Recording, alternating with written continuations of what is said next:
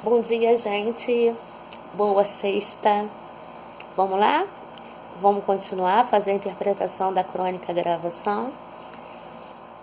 Eu tenho logo na número 1, finalzinho do texto, né? 64 ainda. Na número 1 ele pergunta qual é o tema principal que foi tratado no texto. Bom, o tema principal é a realização humana. Ele faz uma pergunta, uma única pergunta ao entrevistado sobre realizar-se, né?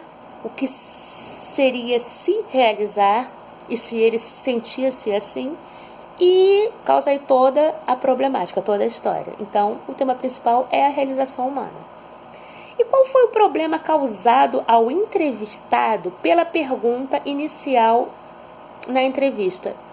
Ele desconhecia a palavra e desconhecia-se, né?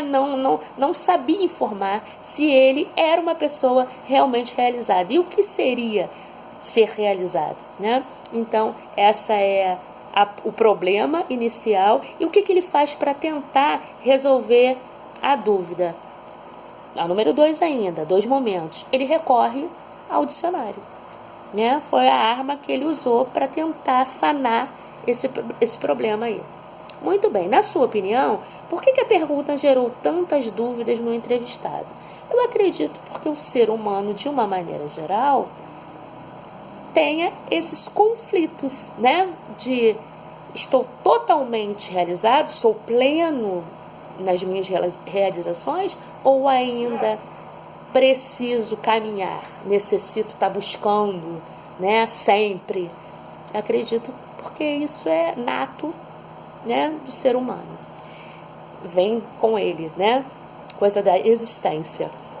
Tá bom? Lá na número 4, ele apresenta aí os três momentos, as 3 acepções da palavra no dicionário, né, encontrada lá pelo entrevistado. E aí ele pergunta na letra A, em qual delas a gente acha que o sentido da palavra realizado está? Esse realizado do texto. E aí a gente fica com a número 3, né? Então a letra A a gente responde que é a terceira acepção, em que diz que realizado é o que está realizado, é aquele que consegue atingir seu objetivo, cumpre suas metas, tá? Ficamos com a número 3. Na letra B, ele pergunta pra gente, se fôssemos perguntados, né, o que responderíamos? Somos pessoas realizadas? Eu acredito, isso é pessoal, mas eu acredito que é precoce para vocês, né? Porque ainda são muito novos, mas sintam-se à vontade, porque são livres para responderem o que quiserem. Só acho que nós humanos, novamente digo, somos seres incompletos. Estamos sempre buscando algo, aprender algo, né? Então nunca estamos completamente realizados. Mas essa é a minha opinião. Fiquem à vontade. No número 5, ele apresenta para a gente 4 frases com as expressõezinhas coloquiais, né? Com as gírias, inclusive. Aí pede para a gente esclarecer o que elas querem dizer, né? Essas que estão negritadas, estão destacadas, são as que a gente precisa explicar. Bom, isso na letra A, a gente vai tentar explicar isso. Tremendo barato seria uma coisa muito bacana, legal, incrível. Sim? Fundir a cuca é confundir, né? Confundir. A vaca vai para o brejo, na terceira oração, quando a coisa dá errado, né? Acabou, a vaca foi para o brejo.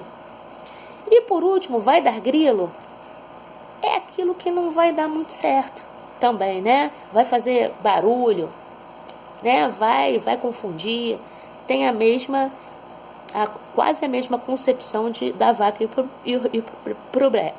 brejo, quase que não sai. Então vamos lá. Aí na letra B, ele pergunta se a gente conhece expressões equivalentes, semelhantes a essa. Então vamos lá, vamos tentar. Eu sei que vocês também vão encontrar outras, mas mais ou menos vamos lá. Um tremendo barato seria o que o carioca fala que é show, né? E que o baiano fala massa, né? Algo muito bacana. Vê se vocês lembram de outra aí. Fundir a cuca é tontear. Carioca adora essa expressão, né? Tá me tonteando. Quer dizer, tá fundindo a minha cuca, tá me atrapalhando aqui o raciocínio. E quando a vaca vai pro brejo, pra gente é que deu ruim, né? E a gente diz assim, deu ruim. Acabou. E vai dar grilo, eu usaria babô, né? Quando alguma coisa não vai seguir seu curso normal, não vai ser 100%, é porque deu uma babada, né? Babou. Vê se você lembra aí de outra coisa, tá bom? E aí, vamos lá na número 4 já. Ao final da entrevista, por que o entrevistador considera que a entrevista ficou um tremendo barato? Eu acredito que porque seja bem diferente, né? Complexa, e eu acho que o professor vai ter um bom material para discutir em sala, né? Não é uma entrevista convencional, é uma entrevista onde o entrevistador ele levanta outras tantas questões, né? E não simplesmente responde aquilo que lhe foi perguntado. E por último, ele pede para a gente estabelecer uma relação com a entrevista do Alexandre Beck, que é o autor da tirinha Armandinho, que surgiu na internet. Não sei se vocês têm conhecimento disso. Ela depois foi aparecer nos jornais, mas ela fez um caminho reverso. Ela surge na internet e depois vai para os jornais. Tá? Então vai lá na 52 para a gente olhar aqui a entrevista que está esboçada aqui na sua forma, né? Marcada aqui, título, introdução, a foto do entrevistado com o seu produto, né? A tirinha, a legenda da foto, né? E a primeira pergunta e a primeira resposta, tá? Essa entrevista está na íntegra anteriormente, mas o que interessa pra gente agora é pegar esse pedacinho aqui e a forma, né, da entrevista para poder traçar o paralelo lá com a crônica gravação, tá bom? Então o título seria Entrevista com Alexandre Beck. Bom, ele criou o personagem Armandinho, um garoto de cabelos azuis que saiu das páginas do jornal Diário Catarinense e invadiu a internet. Ah, falou besteira, professora. Surge no jornal também, tá? Depois ele invade a internet. Eu achei que o caminho tinha sido contrário. Mero engano. Invadiu a internet para encantar a todos com seu jeito ingênuo, puro e, ao mesmo tempo, contestador e crítico. Nosso entrevistado de hoje é o agrônomo, publicitário e ilustrador Alexandre Beck. Veja bem, o Armandinho, ele lembra a Mafalda, né? A Mafaldinha, do Quino, do argentino Quino. A Mafalda só não é ingênua, né? É sórdida, mas ela é questionadora, nos leva a refletir, da mesma maneira que Armandinho, né?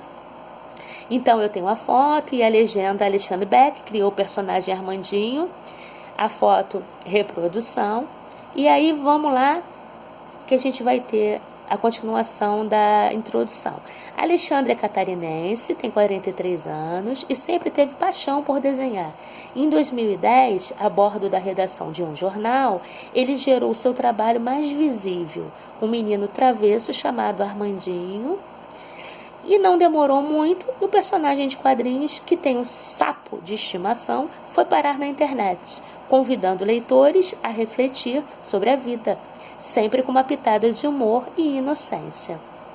A página do Facebook, que começou apenas para divulgar os seus trabalhos, entre amigos, cresceu, levando Armandinho e seu pai para todo o Brasil. Hoje, as tiras do Armandinho já são publicadas por 8 jornais de grande circulação. Conta com 6 livros lançados e mais de 700 mil curtidores da sua fanpage. Confira a entrevista que fizemos com ele. Aí, aqui só está em destaque a primeira pergunta e a primeira resposta. Vamos lá? Ativar sentidos seria o entrevistador, tá? Você fez alguns cursos de graduação até encontrar-se? O que diria para as pessoas que estão buscando sua verdadeira vocação profissional? Aí o Alexandre Beck vai responder: tive ótimos momentos por todos os lugares onde passei. Isso eu trago comigo. Tudo que aprendemos nos acrescenta. E é útil, por exemplo, para fazer as tirinhas do Armandinho. Foi útil, né? Tudo que ele aprendeu. E talvez eu não trabalhe com isso por muito tempo. As coisas mudam, as pessoas mudam. Acredito que o caminho é mais importante que um destino. Se posso sugerir algo, seria ficar tranquilo e aproveitar bem a viagem. Olha que interessante. De uma outra maneira, ele também coloca essa questão da realização profissional, a realização de modo geral, como algo inacabado. Algo que o ser humano busca eternamente. E ele diz, muito bacana, né, a figura que ele usa, né, a figura de linguagem que a gente diz, é aproveitar bem a viagem, independente do destino. Né, muito, muito legal. Então, título da entrevista. Que informação é transmitida por ele? Bom, lá no título, a gente fica sabendo que é o gênero entrevista. Essa informação nos é dada logo no título, entrevista. Então, lá eu tenho a informação do gênero e quem é a pessoa entrevistada. Entrevista com Alexandre Beck. Tá?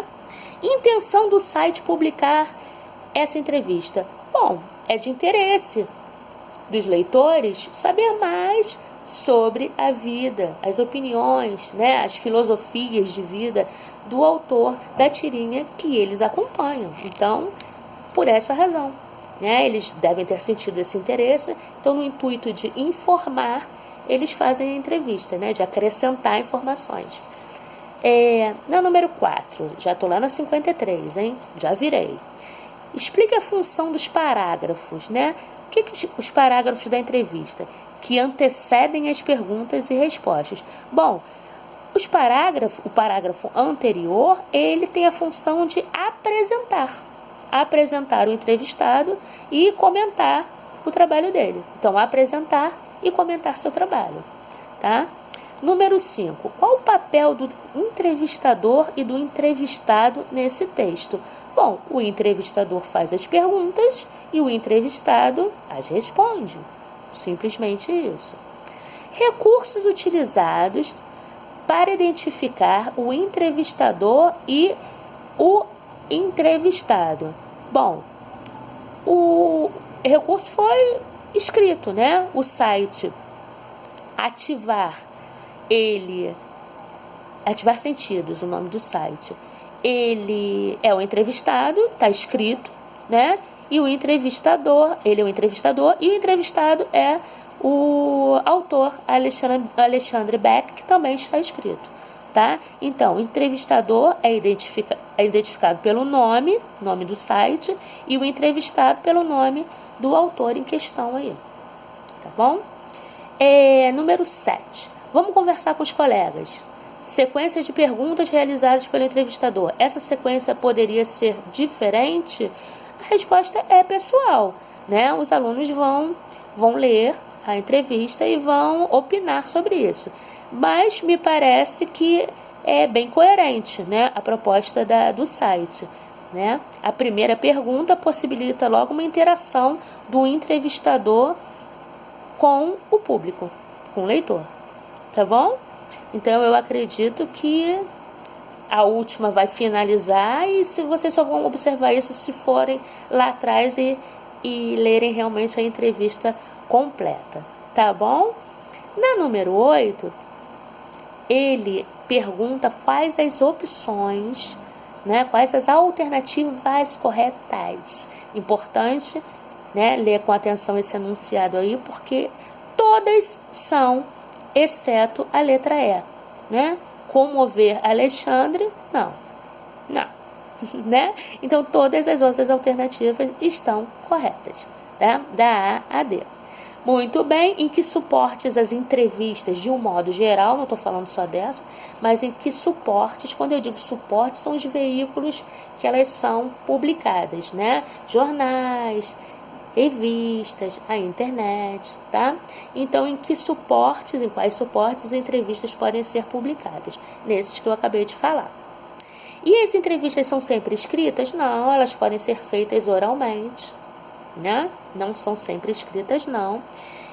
E na número 11, converse com seus colegas sobre as questões. Vamos ver, a letra A. A linguagem utilizada nas entrevistas é a mesma nas modalidades escritas e orais? Não, tá? Na modalidade oral, aí a gente cabe expressões coloquiais, né? Linguagem oral é diferente de linguagem escrita. A linguagem escrita, ela tende a seguir a norma padrão. Não admite coisas que a oralidade admite, tá? Então, a linguagem não é a mesma, não, tá bom? A escrita tende a seguir a modalidade padrão da língua. Muito bem, a forma padrão da língua, perdão. Vamos lá. A língua deve ser adaptada ao entrevistado, ao tema da entrevista, ao público-alvo? Certamente, tá? Dependendo da intenção do autor da entrevista e do público-alvo, essa linguagem pode ser adaptada. Tá legal? Então, e por que isso? Porque senão eu não consigo atender ao público, né? Leitor da minha entrevista. Vamos lá agora? Fechar essa coisa, depois eu solto aí um gabarito escrito, só pra gente conferir, mas o importante é que vocês estejam aí nessa troca aí comigo, pra gente entendendo, né, o texto, para não só preencher respostas. Tá legal? Então, beijos, confere o gabarito aí, escrito, e bom final de semana. Até semana que vem. Beijos.